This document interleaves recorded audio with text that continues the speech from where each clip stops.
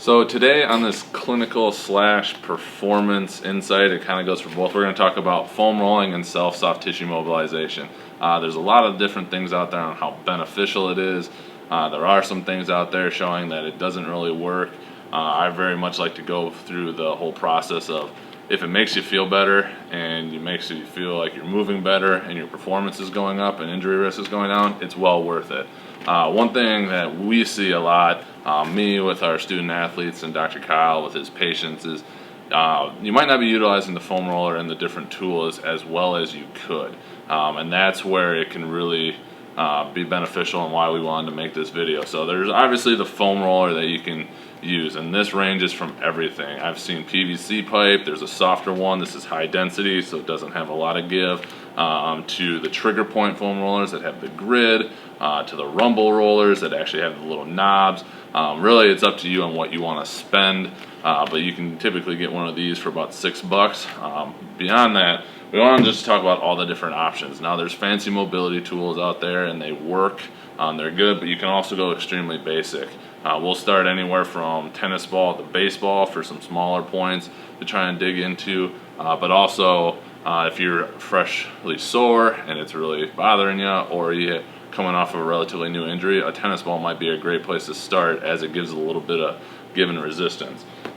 Then from there, you can go on, do a double tennis ball. This is great for getting into some areas that's hard to pin down with the ball, it keeps rolling out of it, whatever it may be, and this is awesome up along your spine. And then going up to even just a softball or some other version of that to hit a little bit bigger area. If you go back and watch our episode with Kyle Rogers, the massage therapist down at Kansas Athletics, he's not a big fan of the foam roller, but he is a bigger fan of anything that's dome because he thinks it gets into the tissue a little bit more, gives you something to actually dig in there, kind of mimicking somebody using their hands, and that's something that we'll talk about a little bit as well. So something like this might be great for getting into a hamstring or trying to get into your quad or getting into your glutes or into your back if the foam roller is just not hitting it. So what we want to talk about today is just the different ways you can utilize any of these, and we'll demonstrate on the calf and do it mainly with the foam roller, but different things you can do as you're doing it to really get the results. So what I'll always tell our student athletes is mindlessly foam rolling, where you're just going up and down and hitting a bunch of things, might make you feel better, might get some things done, but think about going and getting a massage. Would you really be happy with that massage if somebody just ran their hand up and down your leg and didn't actually really dig into anything? I personally would think I got ripped off. But so you're not really accomplishing much there. Going from Kelly Starrett, your minimal effective dose for each body part is about 2 minutes. You don't want to go too far beyond that because it can make you sore and actually set you back. But you also don't want to go too short of that because you might not actually get anything accomplished. So 2 minutes per body part. You don't want to go too hard when you're doing it. If you got to make a face, it might be a little bit too intense, and that's not going to be good for you. So just some general things, like just finding that spot and sitting on it is a great place to start. If that doesn't feel like it's getting it, throw a leg over, add a little bit extra pressure there to dig into that, and just wait for that thing to melt and go away.